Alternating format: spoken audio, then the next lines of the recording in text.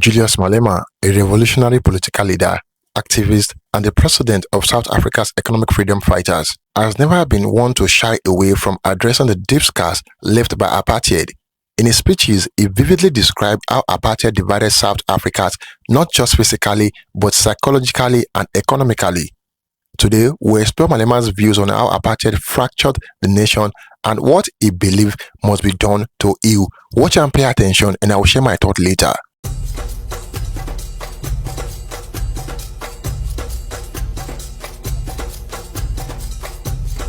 It's not clear where you stand between those two issues, and what do you mean by us and you? And you do use the word you a lot. So it's interesting for me, listening to you, where I stand. Where do I stand in this you-ness that you're referring to? What can you do, or what do we do to inspire the people of our country to move forward? We are talking about a brand. There is no us and them here. We are all different. Trying to say that this is Indian and white and black and Chinese and so forth is not helping us move forward. It hasn't helped us. I want to know what our brand is collectively, but what is it? What is our brand moving forward? I say, no, there's no us. There's no us. We are fighting to have us. As things stand now, and it's not Malema's problem, it's an apartheid colonialist problem. They divided us. They reserved jobs for you. They reserved economic opportunities for you. 1994 did not dismantle the legacy of colonialism and apartheid. That's why Mr. Santa says there is still an economic apartheid. So in apartheid means we are apart. There's them and us. Deny it. The reality is there's them and us. I want Santin and Alexander to be one thing. To be one thing. But they will never be one thing because Alexandra is for the blacks and Santin is for the white minority. The haves and the have-nots are subjected to that congestion in Alexander. So we will never address the issue of racial division if we do not agree and speak to the reality that we are divided because ownership is racially divided. So I'm not taking any dignity away from anyone. My sister, you have a dignity. We also want our dignity back. We have no dignity. We walk like we are ashamed to be here. Especially now at night. We do not enjoy the streets of Cape Town. Because we know that we are made to feel like we do not belong here. As we walk, we are treated like we are suspects in our own country. So we are not going to be coming here and saying to you, we are nice, we are enjoying it. We are not enjoying anything. We are not enjoying anything. We are still subjects of an exploitation in this country. And exactly this attitude of denialism is the one that perpetuates apartheid. Economic apartheid we have is because you are in denial. No, no, it's good. Emotions must be high because that's what truth does to people. It gets their emotions very high. Okay, thank you very much. Mr. Santo, you want to respond to that? And then we've got a question at the back, and then we've got a question here. Okay. Look, I just want to say, and I really want to say this, that a function like this shows the good side of South Africa. We're at least talking to each other, and it's a start. So, you know, just get used to that idea. Thank you very much. Donovan, do you have a question at the back?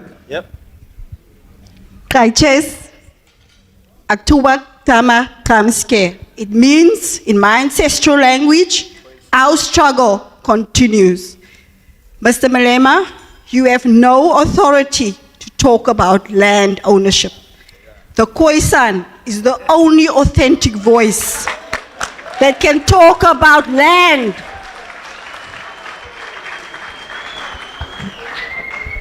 We were the first freedom fighters fighting the colonials when they came here 360 years ago. We were the first people of this nation. We were the first people of Southern Africa. And today we still face oppression. This country's history did not start in 1910 when the ANC was established, nor did it start in 1994 when you went to a democratic dispensation.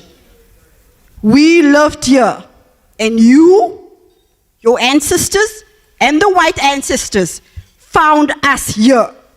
So we can only talk about land ownership as you found us here. The indigenous people of South Africa and Southern Africa needs to be restored. That was taken from them by the invaders. I thank you. I'm not sure there was a question there. If there was a statement, would you like to answer? Well, I think that you are extremely missing a point. Me and you are Africans. And this land you are referring to and the whole of Africa was one thing until the colonialists came to divide us. So you must never see yourself as being something different from what I am.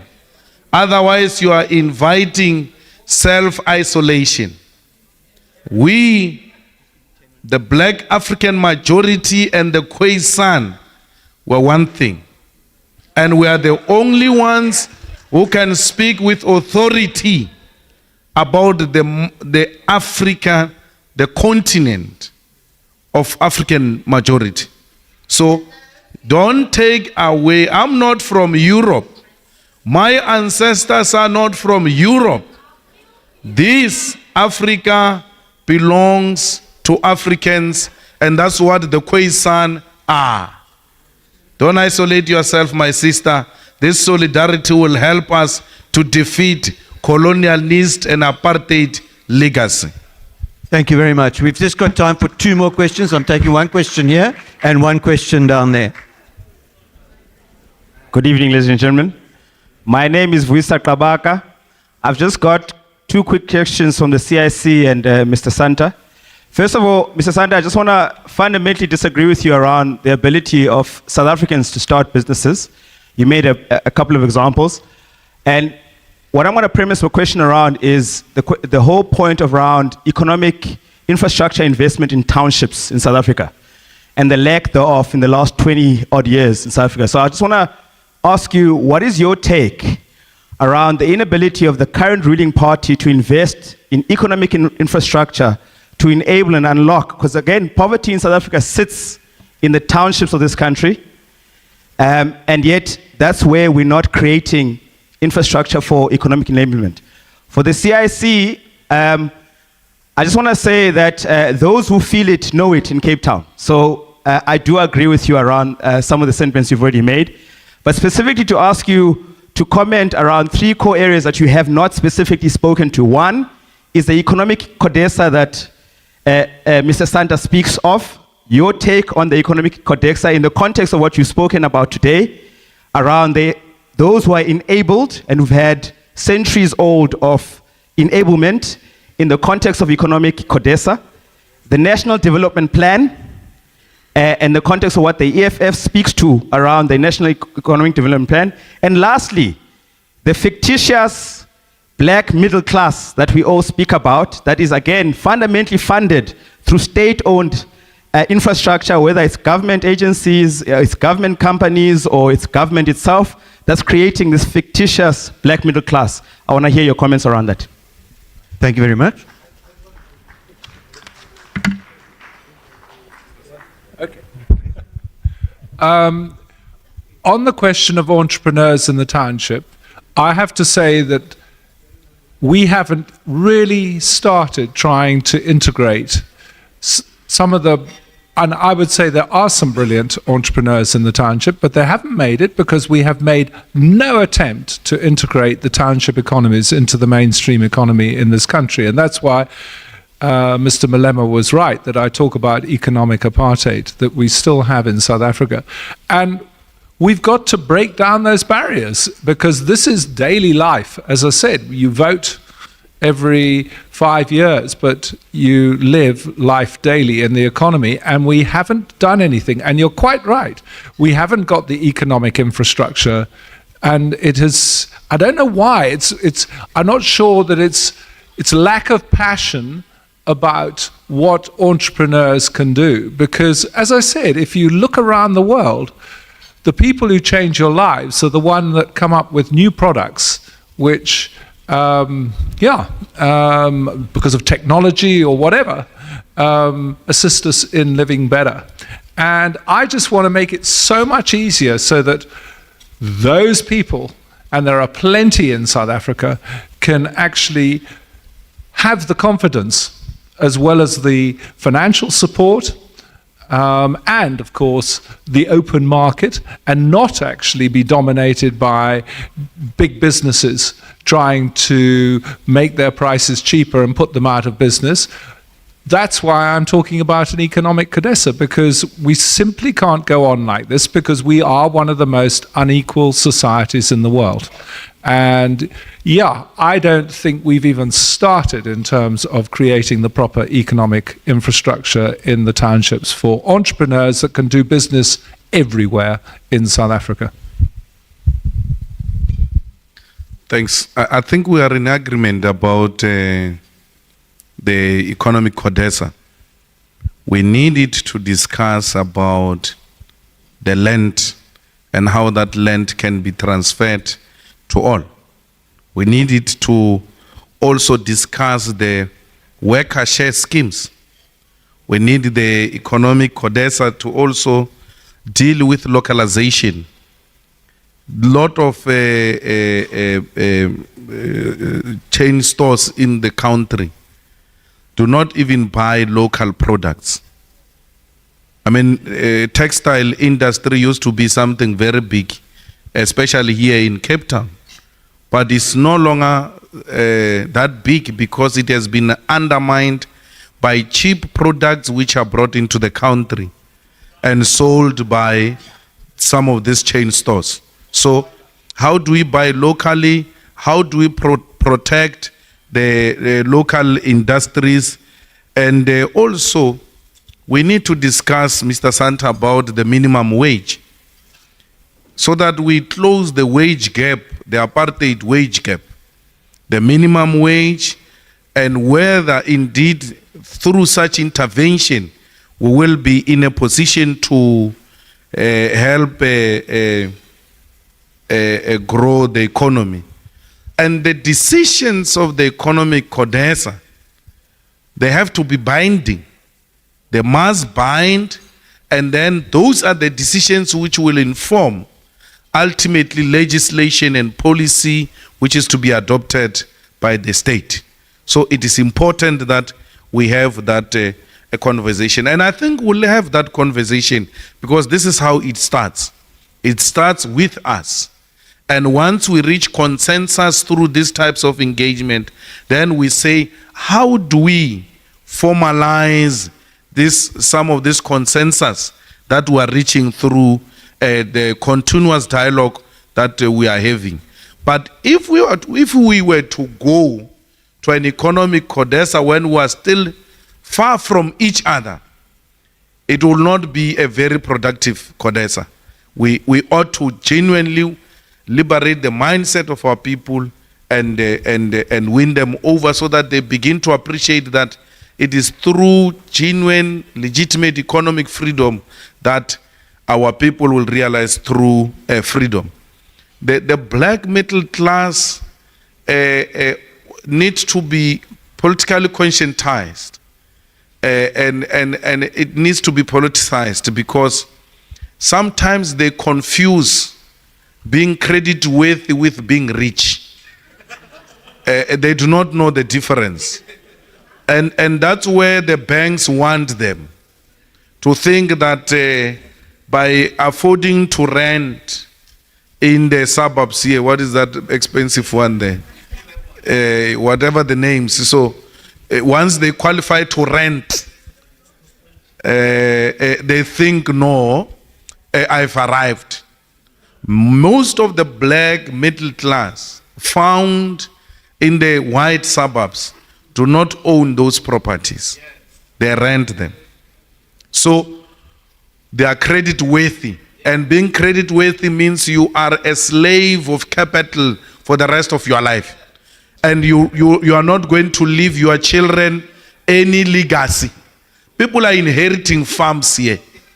Your children are not going to inherit anything, because for the rest of your life you have been renting properties. And the NDP is just a reputation of gear.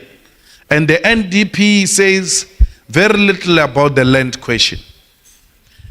If you do not address the land question, you have not addressed the fundamentals. You are still playing. You had to confront the elephant in the room, and that elephant is land ownership. Thank you very much. Mr. Santi, you want to comment? Malema often begins by reminding South Africans of the deliberate design of apartheid. It was not just about segregation, it was a calculated system to divide and conquer. Malema highlights how apartheid did not just create racial divisions, it entrenched economic inequality. He argues that apartheid economic policies were designed to exploit black labor while denying black South Africans access to wealth creation. Malema also speaks passionately about the psychological impact of apartheid. He believed that apartheid instilled a sense of inferiority among black South Africans, creating a nation divided by self-perception. For Malema, the key to overcoming apartheid legacies lies in racial economic transformation. He has consistently called for land expropriation without compensation, arguing that South Africa's wealth must be redistributed to the majority. But Malema's vision goes beyond just economics. He believes in the power of unity to overcome apartheid division. He urges South Africans to build a nation where racial and economic barriers no longer exist. Julius Malema's views on apartheid remind us that his legacy is still very much alive. For him, healing South Africa means confronting the past with bold action, reclaiming what was taken, and building a future of equality and unity. And there you have it, guys. Kindly share your thoughts in the comment box below, and do not forget to like this video. Until next time, cheers and have a good one.